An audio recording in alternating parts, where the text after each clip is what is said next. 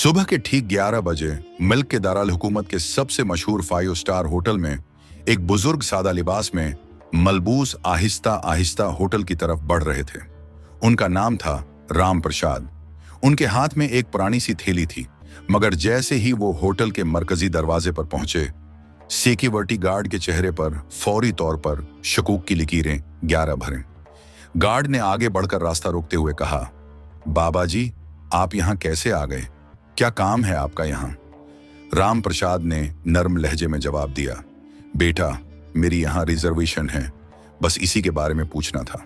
Guard हंस पड़ा और अपने साथी से बोला, अरे देख तो, बाबा जी कह रहे हैं कि उनकी यहाँ रिजर्वेशन है।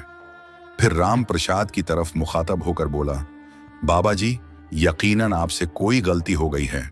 शायद किसी ने गलत एड्रेस दे दिया हो, क्योंकि ये होटल बहुत ही परतैश है।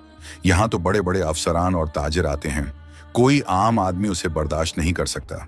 इसी असना में होटल की रिसेप्शनिस्ट नेहा शर्मा ने यह गुफ्तगू सुन ली। उसने राम प्रसाद को सिर से पांव तक देखा और होंठों पर एक हल्की सी मुस्कुराहट आई, जो खुश आमदीद की नहीं बल्कि तंज और हकारत की थी। नेहा ने कहा, बाबा जी, मुझे नहीं लगता कि आपकी कोई रिजर्वेशन इस होटल में होगी। ये होटल बहुत महंगा है, शायद आप गलत जगह आ गए हों। राम प्रसाद ने इसी सुकून से जवाब दिया, बेटी, एक बार चेक तो कर लो कि आप वेटिंग एरिया में जाकर बैठ जाएं। राम प्रसाद ने सर हिलाया और आहिस्ता आहिस्ता वेटिंग एरिया की तरफ बढ़े। लॉबी में मौजूद कई मेहमान उन्हें अजीब नजरों से घूर रहे थे। किसी ने धीमे लहजे में कहा, लगता है कि आप वेटिंग है, मुफ्त का लंच खाने आया है। कोई और बोला, उसकी तो हैसियत भी नहीं कि यहाँ का एक कप चाय भी खरीद सके। राम प्रसाद ने यह सब सुन लिया, मगर वो खामोश रहे। वो कोने में रखी एक कुर्सी पर बैठ गए, थैली जमीन पर रखी और दोनों हाथ अपनी लाठी पर टुकाकर सुकून से बैठे रहे। लॉबी का माहौल अब अजीब हो चुका था। लोग चाय और कॉफी की चस्कियां लेते हुए उन्हीं की तरफ इशारा करके बातें कर रहे थे। एक छोटे बच्चे ने अपनी माँ से मासूमियत से पूछा, माँ, ये बाबा जी यहाँ क्यों बैठे हैं? ये तो होटल के लोगों जैसे नहीं लगते। माँ ने बच्चे को जवाब दिया, बेटा, ये सब किस्मत की बात है। जब किस्मत साथ न दे तो हर किसी की बात सुननी पड़ती है। इसी बीच नेहा दोबारा वहां से गुजरी। उसने अपने साथी स्टाफ से कहा, पता नहीं मैनेजर साहब क्या कहेंगे। ऐसे लोगों को यहाँ बैठाना भी खतरा है। होटल की साख खराब हो रही है। साथी हंसकर बोला, कोई बात नहीं, कुछ देर बाद ये खुद ही उठकर चला जाएगा। राम प्रसाद ये सब सुन रहे थे, मगर एक लफ्ज भी न बोले। वो सिर्फ इंतजार कर रहे थे कि कोई उनकी बात सुने। 1 घंटा बीत गया। वो यूं ही बैठे रहे, कभी घड़ी देखते, कभी रिसेप्शन की तरफ निगाह डालते। उन्हें उम्मीद थी कि कोई आएगा और कहेगा, हाँ बाबा जी, आपकी रिजर्वेशन है, मगर ऐसा न हुआ। राम प्रसाद ने आहिस्ता से कुर्सी का सहारा लेकर खड़े हुए। उन्होंने रिसेप्शन की तरफ देखा और कहा, बेटी, अगर तुम मसरूफ हो तो अपने मैनेजर को बुला दो, मुझे उनसे भी कुछ अहम बात करनी है। नेहा ने दिल ही दिल में सोचा, अब उसे मैनेजर से भी मिलना है। फिर बेदिल्ली से फोन उठाया और होटल मैनेजर राजेश कुमार को कॉल की। उसने कहा, सर, एक बुजुर्ग आपसे मिलना चाहते हैं। राजेश ने दौर से राम प्रसाद को देखा और फोन पर हंसते हुए बोला, क्या ये हमारे मेहमान हैं या बस यूं ही आ गए हैं? मेरे पास अभी वक्त नहीं है, उन्हें बैठने दो, थोड़ी देर में खुद चले जाएंगे। नेहा ने वही हुक्म दोहराया और राम प्रसाद को मजीद इंतजार करने का कहा। राम प्रसाद ने गहरी सांस ली और फिर से उसी कोने की कुर्सी पर बैठ गए। सारी नजरें 2023 उन पर बोझ की तरह थीं, मगर उनकी आंखों में अब भी वही सब्र था। जैसे कह रहे हूं, सच को छुपाया जा सकता है मगर रोका नहीं जा सकता। लॉबी में राम प्रसाद अब भी बैठे थे। सामने वक्त आहिस्ता आहिस्ता गुजर रहा था, मगर उनके लिए हर मिनट पहाड़ जैसा भारी था। इसी बीच रिसेप्शनिस्ट नेहा शर्मा दोबारा उनके पास आई। उसने रोकी आवाज में कहा, बाबा जी, आपको थोड़ा और इंतजार करना पड़ेगा, मैनेजर साहब अब भी मसरूफ हैं। राम प्रसाद ने मुस्कुराकर सिर हिलाया और बोले, ठीक है बेटी, मैं इंतजार कर लूंगा। इसी सामने होटल का मैनेजर राजेश कुमार अपने ऑफिस में बैठा हुआ किसी गैर मुल्की क्लाइंट से फोन पर बात कर रहा था। इसके चेहरे पर गुरूर साफ झलक रहा था। फोन रखते ही रिसेप्शन से नेहा का दोबारा कॉल आया। नेहा ने कहा, सर, वो बुजुर्ग अब भी लॉबी में बैठे हैं, आप एक बार उनसे मिल लें। राजेश हंस कर बोला, बैठने दो, थोड़ी देर में थक जाएगा और खुद चला जाएगा। मेरे पास ऐसे फजूल लोगों के लिए वक्त नहीं है। तभी वहां एक छोटा मुलाजिम आया। नाम था अम्तियादू। वो होटल का बैल बवाए था। उसने राम प्रसाद को देखा। लाबी में सब उनका मजाक उड़ा रहे थे, मगर अम्त की आंखों में उनके लिए एहतराम था। वो आहिस्ता से पास आकर बोला, बाबा जी, आप कब से बैठे हैं? क्या किसी ने आपकी मदद नहीं की? राम प्रसाद ने मुस्कुराकर उसकी तरफ देखा और कहा, बेटा, मैं मैनेजर से मिलना चाहता हूं, मगर लगता है वो मसरूफ हैं। उम्मत का चेहरा उतर गया। वो बोला, बाबा जी, आप फिक्र ना करो, मैं अभी उनसे बात करता हूं। राम प्रसाद ने सिर हिलाया। तुम्हारा बहुत शुक्रिया, खुदा तुम्हें खुश रखे। तेजी से मैनेजर के ऑफिस की तरफ गया। दरवाजे पर पहुंचकर उसने दस्तक दी और अंदर चला गया। राजेश ने इशारे से पूछा, क्या बात है? अम्त ने एहतराम से कहा, सर, लाबी में एक बुजुर्ग बैठे हैं, वो आपसे मिलना चाहते हैं। राजेश ने भनवे चढ़ाए और ठंडी आवाज में बोला, अम्त, तुम्हें कितनी बार कहा है कि फजूल लोगों से दूर रहो। वो कोई मेहमान नहीं है, शायद भटका हुआ कोई आया है। अम्मत ने आहिस्ता से कहा, लेकिन सर, उन्होंने कहा है कि उन्हें आपसे अहम बात करनी है। राजेश हंस पड़ा। अरे अहम बात? तुम्हें अंदाजा है यहां करोड़ों का कारोबार होता है और तुम मुझे ऐसे बाबा जी से मिलवाना चाहते हो? इम्त खामोश रहा, मगर दिल से उदास था। उसने सोचा, इंसान को इसकी शक्ल देखकर कैसे मुस्तरद किया जा सकता है? क्या बड़े अहदे पर बैठने से इंसानियत भूल जानी चाहिए? राजेश ने सख्त लहजे में कहा, इम्मत, तुम अपना काम करो, यह मामला तुम्हारे बस का नहीं है। इम्मत ने सिर झुकाकर बाहर निकल आया। लाबी में वापस आते ही उसने राम प्रसाद की तरफ देखा। उनकी आंखों में अब भी सुकून था। इम्मत उनके पास बैठ गया और बोला, बाबा जी, मैंने कोशिश की, मगर मैनेजर साहब अभी नहीं मिलना चाहते। राम प्रसाद ने मुस्कुराकर उसके कंधे पर हाथ रखा और बोले, कोई बात नहीं बेटा, तुमने कोशिश की, यही मेरे लिए काफी है। अम्त की आंखें भर आएं। उसे लगा कि ये बुजुर्ग कोई आम इंसान नहीं, उनकी सादगी में एक अजीब सी कुव्वत छिपी थी। लाबी का माहौल अब और भी भारी हो चुका था। लोगों के ताने, राम प्रसाद की खामोशी और इम्त की बेचैनी सब मिलकर एक अजीब मंजर बना रहे थे। करीब 1 घंटा और गुजर चुका था। राम प्रसाद अब भी उसी कुर्सी पर बैठे थे। उन्होंने आहिस्ता से आंखें बंद की और सोचा, सब्र रखना ही असल ताकत है, मगर अब वक्त आ गया है कि सच सामने आए। होटल की घड़ी ने 12:30 बजाए। राम प्रसाद अब और खामोश बैठ नहीं पाए। उन्होंने आहिस्ता से अपनी लाठी उठाई, थैली कंधे पर टांगी और रिसेप्शन की तरफ बढ़ गए। लाबी में बैठे कई लोगों ने फिर ताने किसे, देखो देखो, बाबा जी अब मैनेजर से झगड़ने जा रहे हैं। रिसेप्शन पर खड़ी नेहा शर्मा ने उन्हें आते देखा। उसने झंझलाकर कहा, बाबा जी, आपको कहा था ना, इंतजार कीजिए, मैनेजर अब भी मसरूफ हैं। राम प्रसाद ने उसकी तरफ देखा और नर्म आवाज में बोले, बेटी, बहुत इंतजार कर लिया, अब मैं खुद ही उनसे बात कर लूंगा।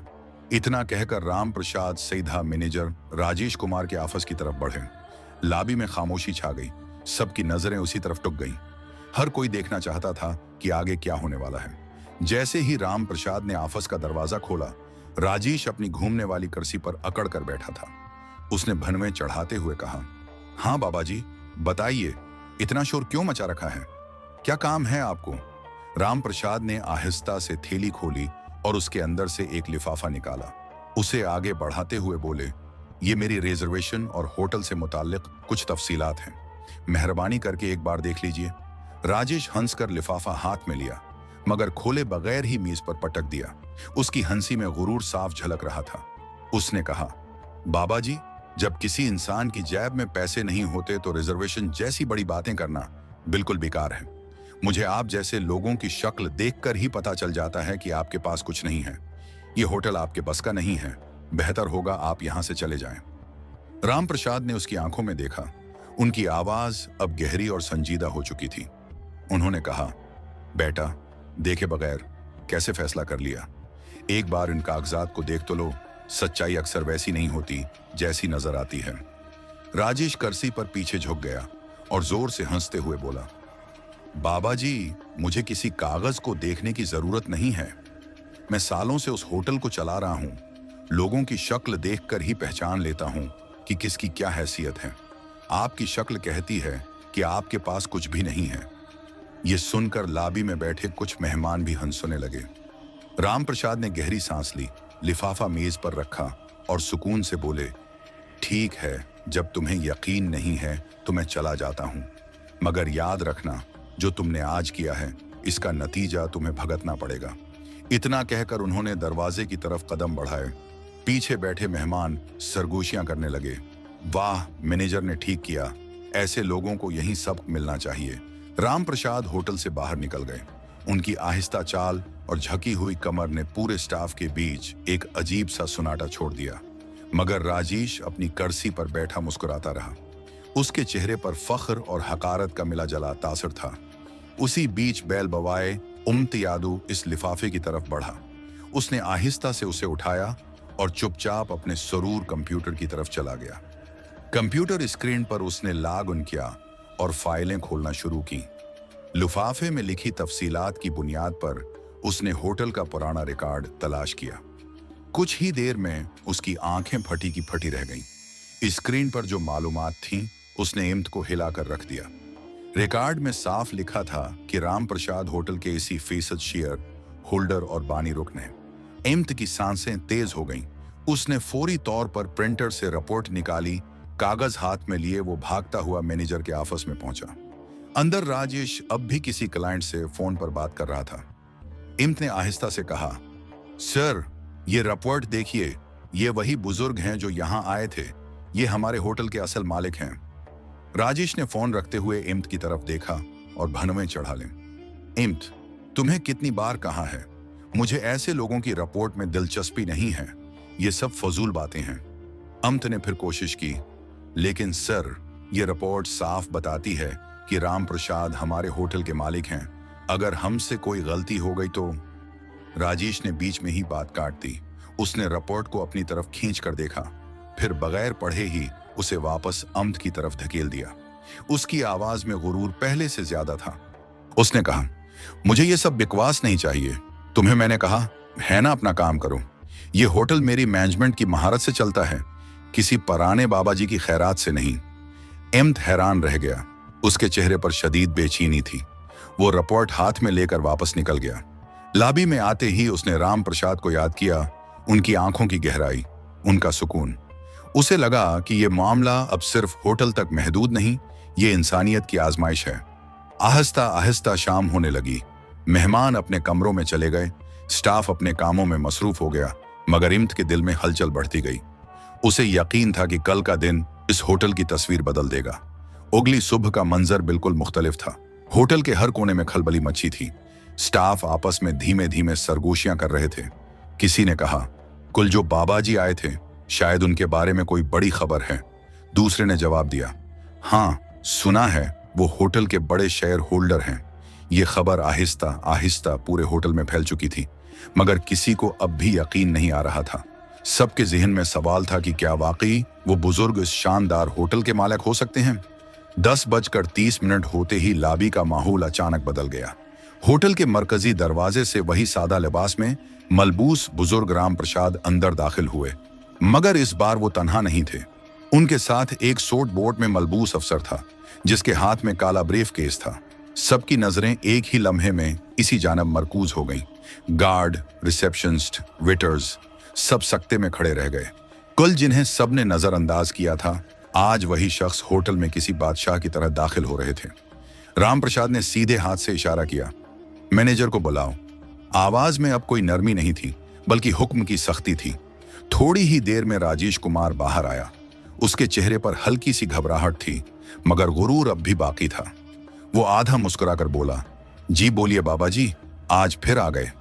राम प्रसाद ने उसकी आंखों में देखा और ठंडी आवाज में कहा, राजेश कुमार, मैंने कुल ही कहा था, तुम्हें अपने एमाल का नतीजा भुगतना पड़ेगा। आज वो दिन आ गया है।